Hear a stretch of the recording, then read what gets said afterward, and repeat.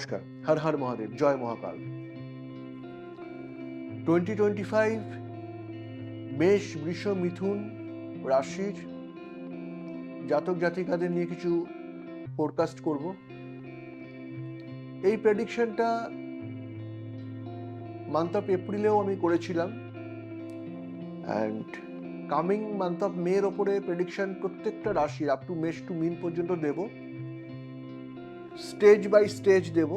First part, second part, third part and fourth part, চারটে পার্টে আমি এটাকে ডিভাইডেড করে করে বলবো। বাট টুডে, আজকের দিনে মেষ, বৃষ, মিথুন তিনটে রাশিকে নিয়ে ডিসকাশন করব। যদি সম্ভব হয় অ্যাসেন্ডেন্ট হাউসকে নিয়ে ডিসকাশন করব, সম্ভব যদি না হয় অ্যাসেন্ডেন্ট হাউসকে নিয়ে ডিসকাশন করব না, অনলি রাশির ওপরে ডিসকাশন করছি। ঠিক এই 2025 সালের মে মাসটা এই মেষ রাশির জাতক বা জাতিকাদের ঠিক কীরকম যেতে চলেছে, ঠিক কীরকম যাবে। প্রথম কথা বলি, মেষ রাশির জাতক বা জাতিকাদের ক্ষেত্রে সাড়ে সাতিয়ার ফেজটা কিন্তু ফার্স্ট পার্টে স্টার্ট হলো। তিনটে পার্ট আছে সাড়ে সাতিয়ার, এর আগেও বারবার বলেছিলাম। First stage, second stage and third stage. First stage start করছে মেষ রাশির জাতক বা জাতিকার কাছে সাড়ে সাতিয়ার ফেজ, যাদের বয়স আফটার 35 প্লাসে রয়েছে, above 35 plus, then and above, তাদের ক্ষেত্রে কিন্তু গুরুজন হানি হওয়ার একটা কানেকশন থেকেই যায়। এবং সাড়ে সাতিয়ার যেহেতু ফার্স্ট ফেজ স্টার্ট করেছে, একটা লাইট স্ট্রং ঝড় জীবনের ওপর কিন্তু জাস্ট হালকা হালকা শুরু হয়ে যাচ্ছে। প্রত্যেকটা কাজ খুব বুঝে করতে বলবো, বিশেষ করে গুরুজনদের হেলথ নিয়ে খুব সাবধান থাকতে বলবো, কারণ প্যারেন্টসদের হেলথ এফেক্ট করবে, গুরুজন হানি হওয়ার চান্স আছে। আর একটা সাইড যেটা নিজের ওয়ার্কিং পজিশনে দেখবেন, ওয়ার্কিং পজিশনে যে জায়গাগুলোতে আপনি একটা সলভ চাইছেন, একটা সলিউশন চাইছেন, একটা রেজাল্ট চাইছেন, বিশেষ করে যে রেজাল্ট ওরিয়েন্টেড যে জায়গাগুলো ওয়ার্কিং পজিশন থেকে, সেগুলো কিন্তু বারবার আটকাতে থাকবে। তো ন্যাচারালি এই জায়গাটা কিন্তু এর একটা এফেক্ট অলরেডি স্টার্ট করে গেছে। আর একটা সাইড বলবো, সেটা হচ্ছে কোনো রকম কিন্তু বাইরের কোনো কানেকশন যদি আসে, এই মাসটা কিন্তু অ্যাভয়েড করবেন। এই মে মাসটা কোনো রকম কোনো বাইরে outside connection, any kind of outside connection not good for present moment at that time, month of May, this month. তো সুতরাং এই জায়গাটাকে কিন্তু অ্যাভয়েড করার চেষ্টা করবেন। আফটার মের পরে কিন্তু যদি কানেকশনটা যদি এক্সটেন্ড করে যায় বা স্টে করে যায় বা ফের কানেকশন আসে, সেটা ভাবনা চিন্তা করে দেখা যেতে পারে, but not month of May. By the way আর একটা পয়েন্টস বলে রাখি, মেষ রাশির ক্ষেত্রে কোনো রকম কোনো ব্যাপার নিয়ে মনের মধ্যে জিদ রাখবেন না, বা মনের মধ্যে কোনো প্রতিহিংসা যদি আসে বা কোনো জিদ যদি আসে, মানে সেটা কখনো করবেন না। এই যে কিছু কাজ হয়ে যায় না, একটা জিদ এসে যায়, যে জেদাজেদি এসে যায়, রেষারেষির পর্যায়ে এসে যায়, এরকম কোনো যে কোনো লাইফের এই টাইমটা, এই মে মাসটা কিন্তু একটু অ্যাভয়েড করবেন বা এটা মনের মধ্যে আনতে দেবেন না। এটা কখনোই কারোর জন্য কখনোই ভালো নয়, কোনো সময়ের জন্যই ভালো নয়। বিশেষ করে মেষ রাশির ক্ষেত্রে এই সময়টা, এই মে মাসের জন্য সেটা একেবারেই কিন্তু ঠিকঠাক নয়, কারণ তার অনেক বিপরীত ফল বা প্রতিক্রিয়া জীবনে আসতে পারে। নেক্সট চলে যাব হচ্ছে বৃষ রাশির ক্ষেত্রে। এই মান্থ অফ মে 2025 বৃষ রাশির ক্ষেত্রে একটা বিশেষভাবে উল্লেখযোগ্য, একটা দিক বিশেষভাবে উল্লেখযোগ্য, যারা উচ্চশিক্ষা নিয়ে কোনো কিছু ডেভেলপমেন্ট চাইছেন, উচ্চশিক্ষা নিয়ে কোনো একটা গুড প্ল্যাটফর্মকে অ্যাচিভ করতে চাইছেন, এই জায়গায় কিন্তু প্রথমে একটা ঠক্কর খাওয়া, একটা বাধা বা একটা ধাক্কা আসা চান্সেস খুব বেড়ে গেছে, ভীষণ বেড়ে গেছে। তো এই জায়গাটাকে চেষ্টা করবেন যে একটু স্মুথলি সেটাকে একটুখানি বাইপাস করে যেতে, বা ঠিক আছে বাধা পেলেও বা জায়গাটা একটা ঠক্কর খেলেও সেখানে ভয় পাওয়ার কিছু নেই। আপনার একটা নেক্সট যখন মাস আসবে, month of June, month of July overcome করে যাবেন। মে মাসে ফার্স্ট যদি কোনো কিছু একটা ঠক্কর বা কোনো কিছু প্রবলেমস আসে বা কোনো বাধা আসে, সেটা নিয়ে চিন্তার কিছু কারণে আসবে, যারা হায়ার স্টাডির ক্ষেত্রে চলছে তাদের ক্ষেত্রে বিশেষ করে বলছি, কোনো রকম কোনো কানেকশন হায়ার স্টাডির ক্ষেত্রে সেই জায়গা থেকে।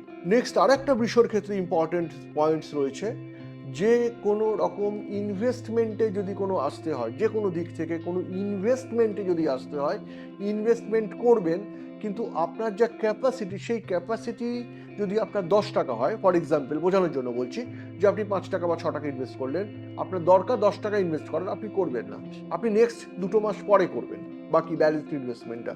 কিন্তু ওই মুহূর্তে কিন্তু 50% টু 60%-এর বেশি ইনভেস্টমেন্টে উঠবেন না। কারণ এই যে বিষয়ের ক্ষেত্রে স্যাটার্ন যখন মীন রাশিতে অবস্থান করছেন, এই জায়গা থেকে মীন, মেষ, বৃষের ওপর থার্ড অ্যাসপেক্ট করছে গ্রহরাজ।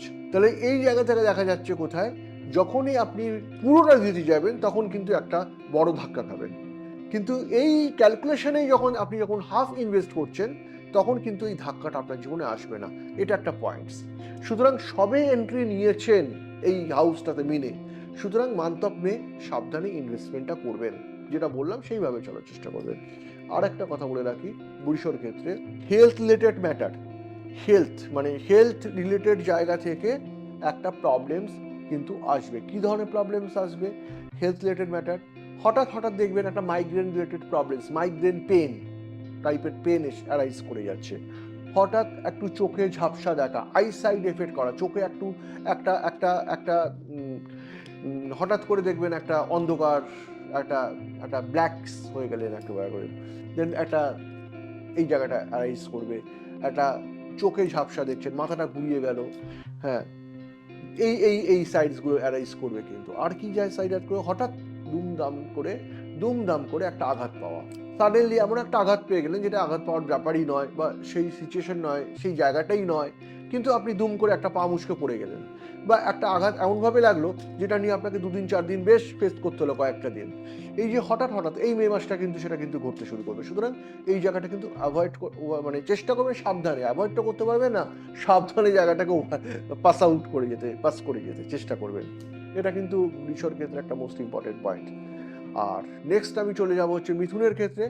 মিথুনের ক্ষেত্রে এই জায়গাটা, বিশেষ করে এই মাসটা, মান্থ অফ মে মাসটা দিস ইয়ার, এই বছর একটা ভালো খবর দিই, সেটা হচ্ছে যদি কেউ কোনো কিছু ডিসিশনে আসতে চাইছেন, যে ডিসিশনে অনেকটা বছর ধরে আসতে পারেননি, বা কোনো একটা সিদ্ধান্ত, ডিসিশন মানে সিদ্ধান্ত, যে সিদ্ধান্তে আসার চেষ্টা করছেন, বারবার বাধা পাচ্ছেন, আসতে পারছেন না, এরকম কোনো একটা সিদ্ধান্তে আসতে চাইছেন, এই মাসটা কিন্তু একটা very good time, very good month, যে মাসটায় আপনি কিন্তু একটা প্রপার অ্যান্ড কংক্রিট সিদ্ধান্তে উপনীত হতে পারবেন, আসতে পারবেন।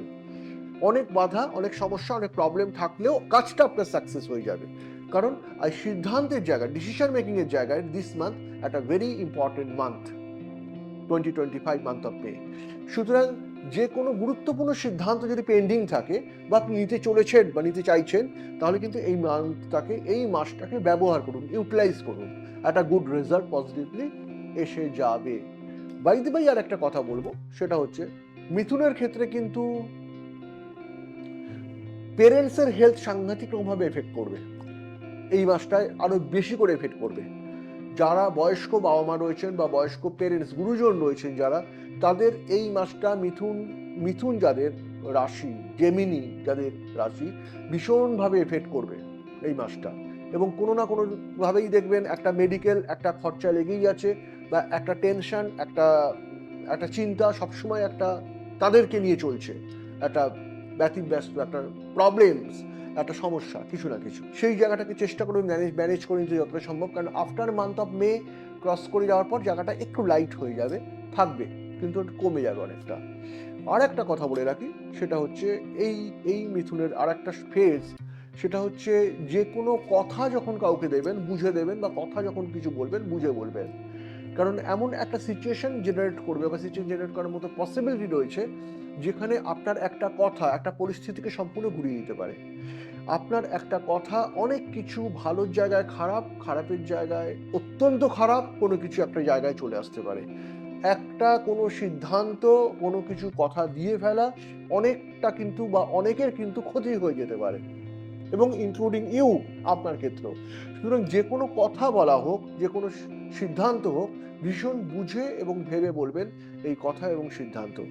সুতরাং এই যে জায়গাটা থেকে আজকে এই 3টে রাশির ওপরে যে ডিসকাশন করলাম এই মে মাসটা নিয়ে, সেটা একটু দেখে নেবেন, একটু বুঝে নেবেন। আজকের মতো চ্যানেলটা এখানেই।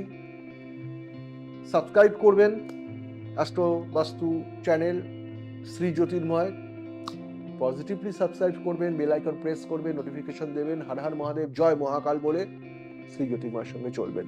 নমস্কার, ভালো থাকবেন।